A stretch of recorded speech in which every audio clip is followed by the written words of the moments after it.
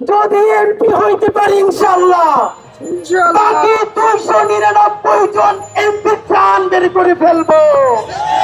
আসন্ন ত্রয়োদশ জাতীয় সংসদ নির্বাচনে ঢাকা ৮ আসনে প্রার্থিতা ঘোষণা করার পর থেকেই জোর প্রচারণা চালিয়ে যাচ্ছেন ইনকিলাব মঞ্চের মুখপত্র শরীফ ওসমান হাদি। প্রচারণার অংশ হিসেবে এবার রাজধানীতে ভ্যান র্যালি করেছেন তিনি।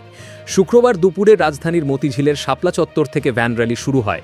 র্যালিটি পুরানা পল্টন মোড়, কদম ফোয়ারা, শিক্ষা ভবন মোড়, ঢাকা বিশ্ববিদ্যালয়ের দোয়েল চত্বর ও রাজু ভাস্কর্য হয়ে বিকেল ৪টায় শাহবাগে জাতীয় জাদুঘরের সামনে পৌঁছায়। শরীফ ওসমান হাদি তার বক্তব্যে বলেন, যদি এমপি হইতে পারে ইনশাল্লাহ বাকি 299 জন এমপির জান বের করে ফেলব। যারা চাঁদাবাজি করে, দখল করে, প্রত্যেকের নাম সংসদে দাঁড়াইয়া বিসমিল্লা বলে বইলা দেব। সব হেভিওয়েট, কম হেভিওয়েট, পাতি মাস্তান, গরম মাস্তান সবাইকে আমরা জানিয়ে দিতে চাই, বাংলার জমিনে আর কেউ আওয়ামী লীগ হতে পারবে না। কেউ যদি মাফিয়াতন্ত্রের আওয়ামী লীগ হতে চায়, আমরা আবার জুলাই হয়ে নেমে আসব। আমি একা ওসমান হাদি ঢাকাহাটের প্রার্থী নই। সব মাফিয়াতন্ত্রের বিরুদ্ধে 300 আসনে আমার যত ভাই, আমার যত বোন জনগণের ম্যান্ডেট নিয়ে নয়া রাষ্ট্র নির্মাণের জন্য নির্বাচন করবে, আমরা তাদের সবার জন্য প্রচারণা করব। তিনি আরও বলেন, অনেকে জানতে চান তফসিল ঘোষণা হলে আমরা কি করব। আমরা ইতিমধ্যে পাড়া মহল্লায় গিয়ে আপনাদের কাছ থেকে ইশতেহারে প্রস্তাব সংগ্রহ করছি। প্রতিদিন বোর্ড নিয়ে গেলে জনতা সেখানে নিজেদের চাহিদা লিখে দিচ্ছেন। আপনাদের প্রতিটি লেখা আমরা আমাদের রিসার্চ টিমের কাছে দিয়েছি। তারা সেগুলো গুছিয়ে জনদাবির ভিত্তিতে সমাধানের খসড়া তৈরি করছে। ইনশাল্লাহ আমরা আবারও ওয়ার্ডে ওয়ার্ডে গিয়ে সেই সমাধানগুলো আপনাদের সামনে তুলে ধরব। আমাদের পডকাস্টেও বিষয়গুলো ব্যাখ্যা করার চেষ্টা করব।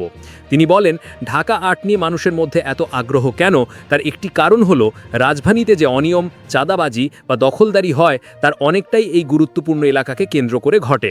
কারণ এখানে সচিবালয়, সুপ্রিম কোর্ট, ঢাকা বিশ্ববিদ্যালয় সহ বহু রাষ্ট্রীয় প্রতিষ্ঠান অবস্থিত। আমি যদি ইনশাল্লাহ এমপি হইতে পারি, তবে সবার আগে ন্যায়, জবাবদিহি ও সুশাসন প্রতিষ্ঠায় কাজ করব। কেউ যাতে অনিয়ম, চাঁদাবাজি বা মাফিয়াতন্ত্রের মাধ্যমে জনগণের ক্ষতি করতে না পারে, সেই ব্যবস্থাই গড়ে তুলব। অনেকে বলেন সিস্টেমের ভেতরে থেকে সিস্টেম পরিবর্তন করা সম্ভব নয়। আমি বলতে চাই, সিস্টেম ভাঙা আমার উদ্দেশ্য নয়, বরং সিস্টেমকে স্বচ্ছ, কার্যকর ও ন্যায়ভিত্তিক করা, এটাই হবে আমাদের লক্ষ্য। আমরা দেশের অন্য 399টি আসনের প্রতিনিধিদের সঙ্গেও ন্যায় ও শুদ্ধতার ভিত্তিতে সমন্বয় করে কাজ করতে চাই, যাতে জনগণের ম্যান্ডেটই সর্বোচ্চ শক্তি হয়ে দাঁড়ায়।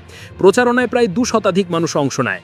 প্রচারণার অংশ হিসেবে জাতীয় জাদুঘরের সামনে আজ সন্ধ্যায় কনসার্ট ফর ঢাকা ৮ আয়োজন করা হয়েছে। এই খবর নিয়ে আপনার মতামত কি কমেন্টে জানাতে ভুলবেন না। ভালো লাগলে লাইক, শেয়ার ও সংবাদমহল চ্যানেলটি সাবস্ক্রাইব করুন।